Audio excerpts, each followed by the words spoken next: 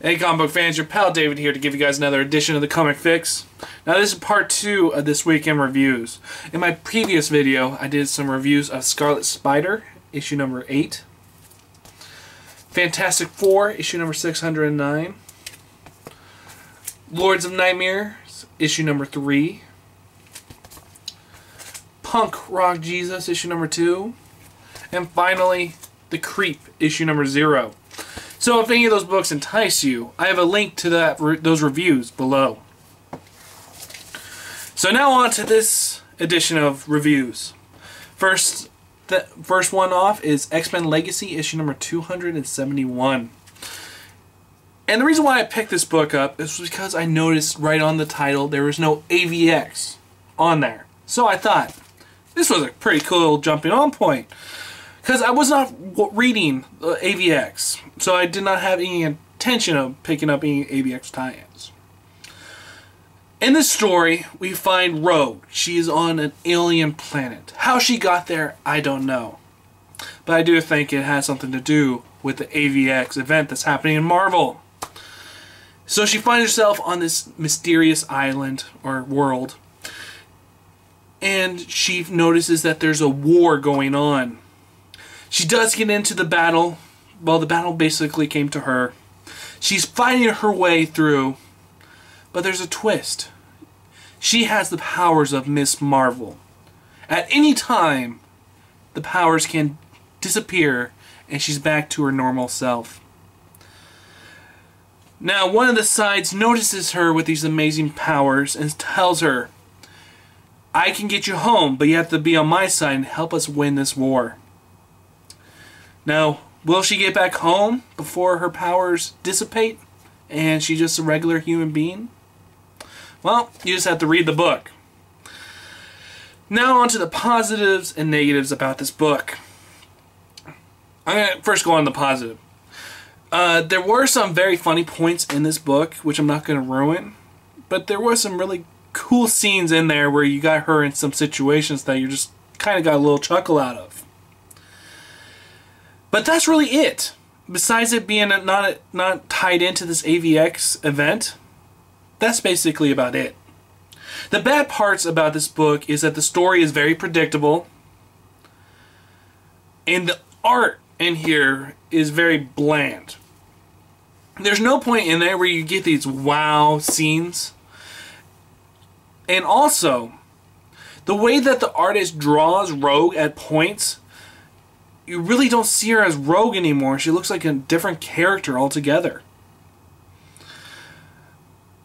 And plus, the way that the artist draws this whole entire world, all the stuff up front in the panels are detailed, but not in the background. The background is always either like a blue or red. This artist is not trying to put his talents to the test. So it's a basic X-Men book. There's nothing spectacular here. This is a book that you can easily pass on. I'm not going to be picking up 272 because I have no interest in this story whatsoever. Now I may go and pick it up sometime down the line and re-pick it up, but at this point I don't feel that there's any reason to jump onto X-Men Legacy. So I'm going to give X-Men Legacy issue number 271 a 2 out of 5. And the only reason why it got a 2 was mainly because it wasn't an AVX tie-in. Next up is Gambit issue number 1. Now, I always loved Gambit, and so I was really happy to hear that he gets his own series. And dang, is this a pretty cool book. Now we get Gambit. At the beginning of the book, you see the sex appeal of Gambit. And you definitely tell that that sex appeal is going towards the women side of things. So if you're a man going into this, you'll be like, oh God, why do I have to see him naked? But that's basically the end of the sex appeal to the character right then and there at the beginning. What you get in here is Gambit, he wants to get back to his roots. So he goes to this banquet and he's going to steal some artifacts. Now, the artifacts that he's going to steal, you don't know what they are. But he does. And how he gets to that artifact is pretty damn cool. I'm not going to ruin how he gets to it because that's the fun of this book. So, I'm going to leave the story part out there. Now on to the bad and the good of this book. There's a lot of good stuff. It feels like a Mission Impossible type of book. And I'm very interested to see what situations this writer puts Gambit in. And to see the ways he gets out of it. And also, a plus for the women out there, there is a lot of sex appeal for this in this book for the females. And it's just a fun first issue. And I love the mysterious woman that Gambit gets introduced in this book. Now, some bad. You never get the sense of why Gambit wants to get back into stealing stuff. You never get that sense of why he wants to do it. All I get the sense of is he's just doing it just to do it. Which is cool by me. But at the end of this book, with the ending that you get, you're thinking to yourself, I like where it was going, but could this book be going into a different turn after the last scene of this book? Could it be just a traditional superhero book at the end of it, and not this Mission Impossible type of book that I want from Gambit? So, in my final verdict of Gambit, I'm going to be giving it a 3.5 out of 5, a fun first issue, and a book I think that everyone should just test out and see if you guys like it. There's a lot to like about this book. So, now, I'm done with the Marvel, and I'm on to the Batman. And here we got Batman issue number 12. This is a very interesting issue, because you never really get to see Batman in this issue. Only except for a couple panels, but that's about it. The story is about this mysterious lady that you met in issue number 5 or 6 of Batman. And she's the lady who revived him. And he said to her, "It's you. I told you not to do this anymore." And then that's all we saw of her. Well, in this issue, we get to see who that lady is and what her affiliation is with Batman. It's so awesome to see how in this one issue, Scott Snyder's able to make his world of Batman that much more grander. There's so many more points to this book that I did not know that I wanted. And I want more of this character after this one issue. This book is very grounded in reality. It dealt with a lot of issues that some books are not even going towards these days. They're kind of looking away from what this book has to say. And I'm interested to see where Scott Snyder's going to go with this. Because I do know that after the 0 issue next month, Scott Snyder's going to be doing a story arc with the Joker. Now I'm hoping that this mysterious lady that you meet in this issue, in her backstory, I hope that she has a major part in that story arc. It has a part in Batman for a long time to come. Now, on to some negatives. The negative right off the bat is that there's no Greg Capullo art in this book. And when I first flipped through it, I did not know that. I didn't look to see who wrote and who drew this book, because I got so used to know that Greg Capullo is going to be on every single issue. So, instantly, I was just really disappointed with that. But the fill-in artists that they had did an adequate job. So that's all I really have to say about this issue. It was a really cool issue, a really different issue, taking it down a different path, and it was a cool one-shot in the Batman. And I'm interested to see where they take Harper Row, the mysterious lady that you met previously in Batman. So I'm going to be giving Batman issue number 12 a 4 out of 5. The only reason why it got knocked off a point was because there was no Greg Capullo anywhere in there. Alright, 2 more books to go. Next up is Batman and Robin, issue number 12. Terminus Wants You. I have not... The issue number 9 had a new story arc called War of the Robins. Issue number 10 and 11 had some Damian trying to outdo some of the previous Robins. In this issue, you get the climax of it all with a big battle with Terminus. And it's very uninteresting. There's no wow moments in this whole entire book. There's times where you see Batman get into his outfit that makes him seem like Iron Man. And it's funny though, reading Batman for the last 12 months in the New 52, I've noticed a trend. They have been putting Batman into body armor. I don't have a problem with that whatsoever. I think that the way that they handled it in this book was a lot better than the way they handled it in Detective Comics. But the big negative that I have in this book is that the way how this, since the Dark Knight Rises movie came out, it felt like that this was a big tabloid for that book, or for that movie, a big poster.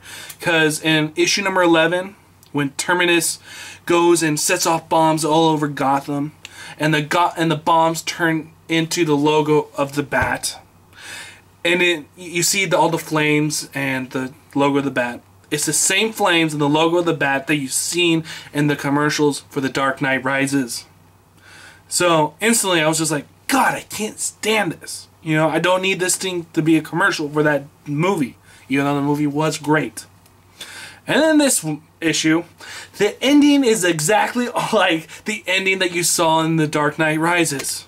Now this is a little spoiler, so if you have not seen The Dark Knight Rises, I would kind of fast forward for the next couple, or about a minute or so.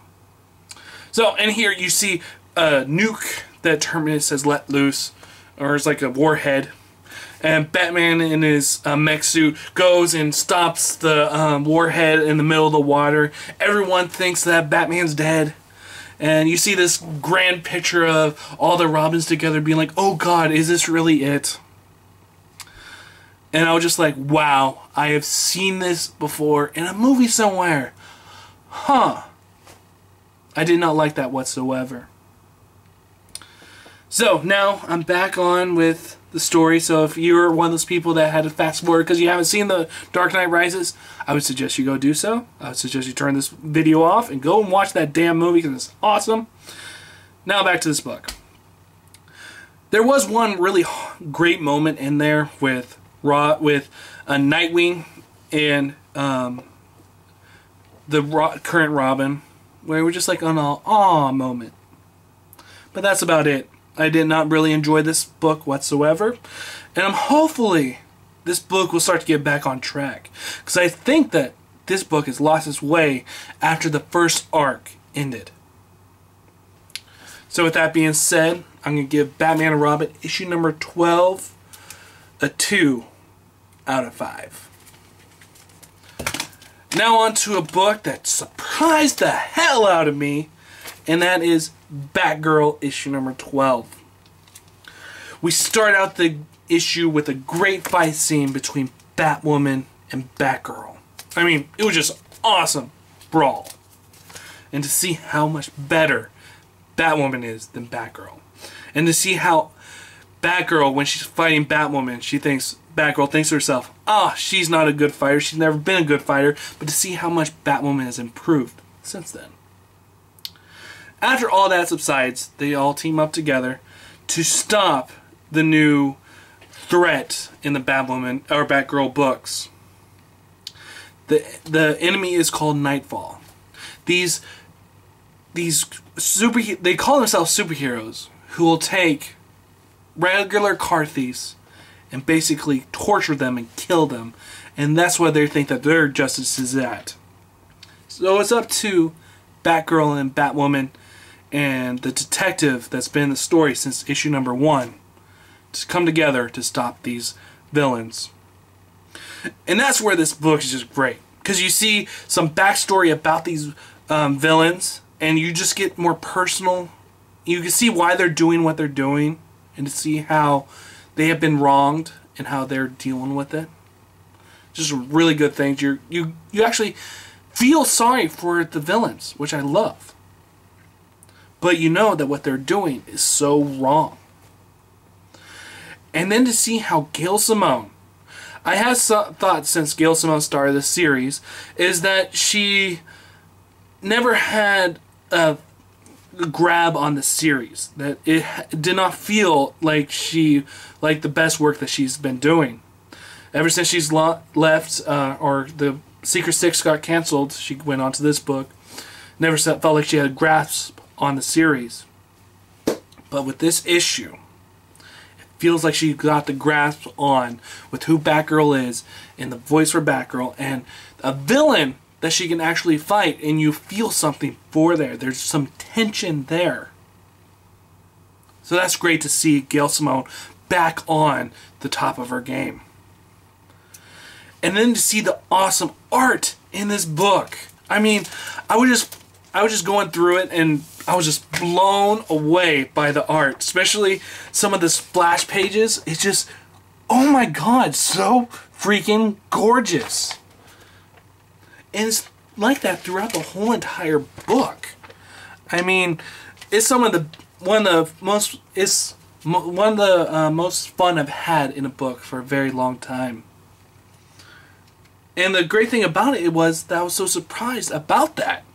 I was expecting to go back into this issue and see some of the same old stuff with Batgirl. But no, I just got surprised. I was enjoying it. I enjoyed the art. I enjoyed everything about it. There was no negatives about this whole entire book. So I would suggest everyone jump on this series right now. And with the Zero issue coming out next month, this is the perfect time to jump on, and just a fantastic issue. I'm going to give Batgirl issue number 12 a 5 out of 5. Whew! Alright. In my next video, I'm going to be doing my final reviews of The Ravengers, issue number 12. Suicide Squad, issue number 12. Superboy, of course, issue number 12. And Resurrection Man. I also forgot one of the books I wanted to pick up, which I'll be picking up tomorrow, and that would be Agent of Shade. So expect a review of that shortly. This is David saying goodnight, and I'll see you guys on another fix. See ya.